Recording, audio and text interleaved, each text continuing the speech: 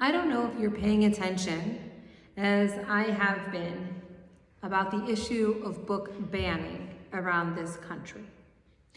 As somebody who is a noted bibliophile, who is a voracious reader, who values the written word deeply and has been published in a few different anthologies, what happens in books I think is extremely important and indicative of what's going on in the broader community. What I have read is stunning, it's sad, and it's disturbing. That in this past year, we have seen, according to some reports, up to 2,500 books banned across the country in 1 year alone. This results in nearly 1,650 books being pulled from bookshelves, and this is an increase of 50% from the previous year. Some of these books we've heard of. Maus, which was banned very publicly in the state of Tennessee. Other books go very much unnamed and unnoticed. Books that pertain to LGBTQIA+ issues, gender identity, and racism, along with Holocaust studies and anti-Semitism. And it's not just necessarily even books that are banned. This past summer, Salman Rushdie, who had given a lecture in New York City, and if you will recall, in 1989, was famously put on an excommunication list by Ayatollah Khomeini, was stabbed and injured severely. It is of no coincidence that we find ourselves, I think, in an era where we have forgotten the value of curiosity, the value of openness, and in truth, the value of conversation. Part of that, I think, and I will cite my own fault at this, we get trapped in our bubbles of what we know. We get trapped in our bubbles of what we're used to hearing and talking about. We are comfortable being around and having conversations with people who agree with our perspective. And we don't want to think about or have conversations with people who have a different point of view. Part of it, I think, is because we live in a time period where we are increasingly finding ourselves with political perspectives that we once thought of as fundamentalist and were once located on the margins, finding themselves to become more and more centralized and normalized. And we also find ourselves coming out of a pandemic where isolation and loneliness that was already existent within American society, already a devaluation that was already existent within American society of intellectualism, are also coinciding as people are once again finding themselves out and about after watching massive quantities of streaming services without also consuming tremendous quantities of books, unless you're a fan of book TikTok, in which case you're awesome and go you. It got me thinking about Neil deGrasse Tyson. Some of you may know who he is, some of you may not know who he is. He's an American astrophysicist, cosmetologist, author, and science communicator extraordinaire. And he gave a talk several years ago about the naming of stars. And I will read some names for you. I'm going to botch them, so forgive me. Ayin, Betelgeuse, and Quercus. And where do those names come from? Hold on, he answers. Who also named Californium and Berkelium elements on the periodic table? Well, I'm sorry, that was Neil deGrasse Tyson, but those stars, according to Neil deGrasse Tyson, were named specifically and especially because the people who have knowledge, who engage in conversation, who do amazing things, have naming rights and have the ability to name elements and name stars and name things. A vast number of stars I learned in our cosmos have in fact Arab names.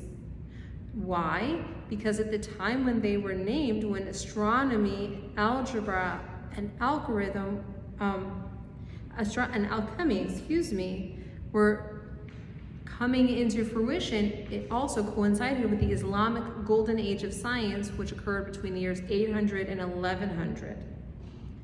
In that same time period, what we saw in modern day Iran and Iraq was truly a coming together of a variety of minds. That's where we saw Aristotelian thought coming back into life and in vogue in deep conversations.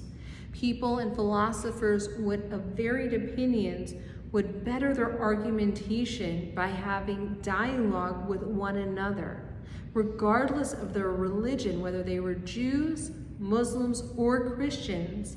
In that region, at that time, there was a tremendous depth of intellectualism. Eventually, though, unfortunately, it came into decline as the society itself changed and decided that science wasn't as vogue as it once was, the society itself decided that intellectualism wasn't as much needed. I want to point out one thing, the value though that arose from that.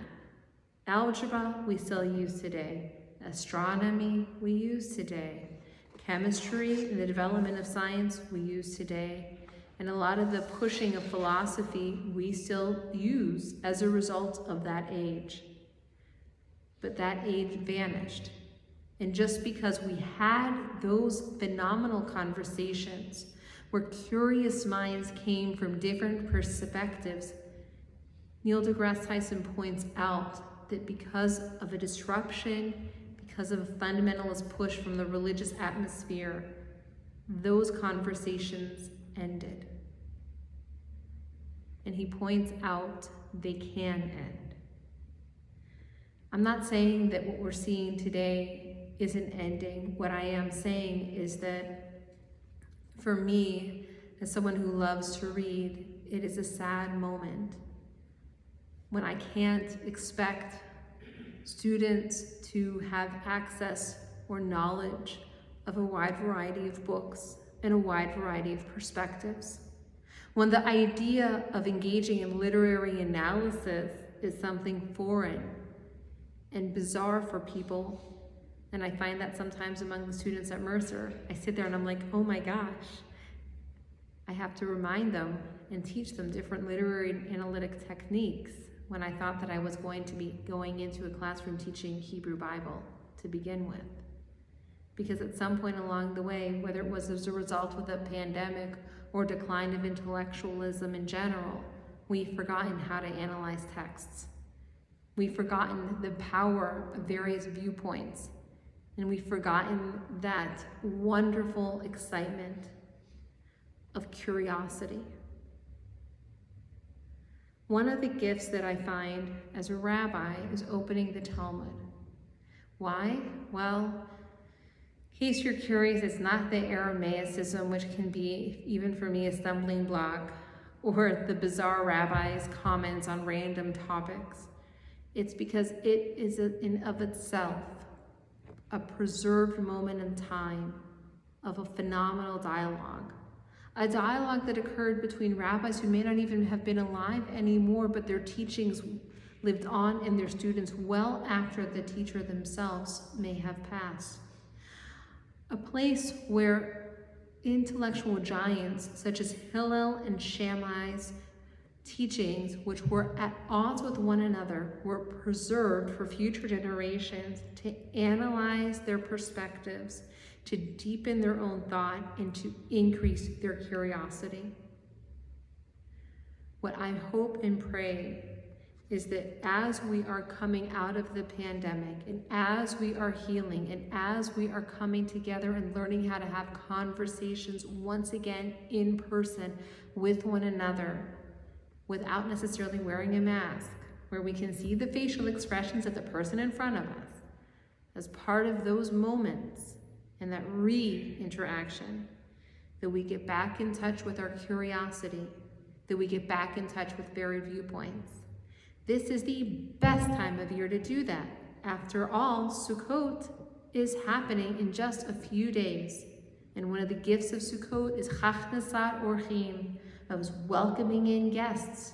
Welcoming in guests means not necessarily people who you would ordinarily even invite around your table. You include them to come and sit with you and join with you in the Sukkah and have a meal that may not even be what you're used to eating, where a variety of conversations can occur, where people of different viewpoints can come together, where an openness, a curiosity, and acceptance can take place. It's my hope and prayer as we are entering into Sukkot this year that we do so with openness, with a curiosity of mind, and with the ability to hear the viewpoints of those around the table which might be different from your own. May you have a Sukkot full of simcha, full of happiness in this Zman Simchatenu, in the season of our joy.